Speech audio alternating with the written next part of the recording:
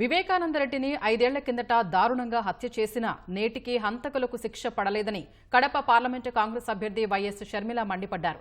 2వ విడత ఎన్నికల ప్రచారంలో భాగంగా ఆమె వైఎస్ఆర్ జిల్లా జమ్మలమడుగు నియోజకవర్గంలోని పెద్దముడియం మండలం సుద్దపల్లిలో బహిరంగ సభలో పాల్గొన్నారు. వివేక హత్య కేసు నిందితుడు అవినాష్ను ముఖ్యమంత్రి జగన్ కాపాడుతున్నారని షర్మిల ఆరోపించారు.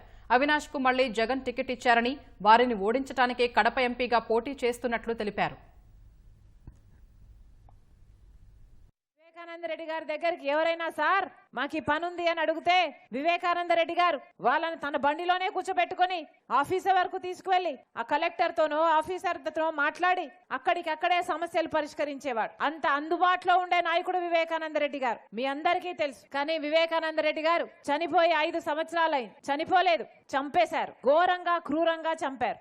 ఆ రోజు తెలియదు మాకు చంపింది ఎవరు అని. కానీ ఈ రోజు 5 సంవత్సరాల తర్వాత సిబిఐ ఎంక్వైరీలో స్పష్టంగా తేలిన విషయం, సాక్ష్యాలు ఆధారాలు అన్ని చూపుతూ సిట్టింగ్ ఎంపీగా ఉన్న అవినాష్ రెడ్డి గారి హస్తం ఉందని, చంపించిన వారిలో ఈయన ఉన్నాడు అని సిబిఐ స్పష్టంగా చెప్తుంది. చనిపోయింది, చంపబడింది సాక్షాత్ రాజశేఖర రెడ్డి గారు 2 సార్లు ముఖ్యమంత్రిగా ఉన్న వ్యక్తి తమ్ముడు అయినప్పటికీ రాజశేఖర రెడ్డి గారి కొడుకే ముఖ్యమంత్రి స్థానంలో ఉండి తన అధికారాన్ని అడ్డు వేసి హత్య చేయించిన అవినాష్ రెడ్డి గారిని కాపాడుతున్నాడు. కాబట్టే ఈ రోజు వరకు కూడా కేసు ముందుకు వెళ్లలేదు, శిక్ష పడలేదు.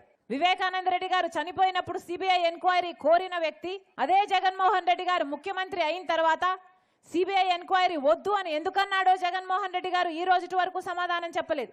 దాచుకోవడానికి ఏమీ లేకపోతే, భయపడడానికి ఏమీ లేకపోతే సిబిఐ ఎంక్వైరీ చేసుకుంటే, ఇంకొక ఎంక్వైరీ చేసుకుంటే మీరు ఎందుకు భయపడుతున్నారు? ఎందుకు కాపాడాలని చూస్తున్నారు? 5 సంవత్సరాలుగా ఒక హత్య చేశాడు అని తెలిసిన వ్యక్తిని జగన్మోహన్ రెడ్డి గారి కాపాడడం ఒక ఎత్తైతే, ఈ రోజు మళ్ళీ అదే వ్యక్తికి మళ్ళీ ఎంపీ టికెట్ ఇవ్వడము ఎంత సబబు అని అడుగుతున్నాం. ఇది ప్రశ్నించడానికే రాజశేఖర రెడ్డి బిడ్డ ఈ రోజు పోటీకి నిలబడింది.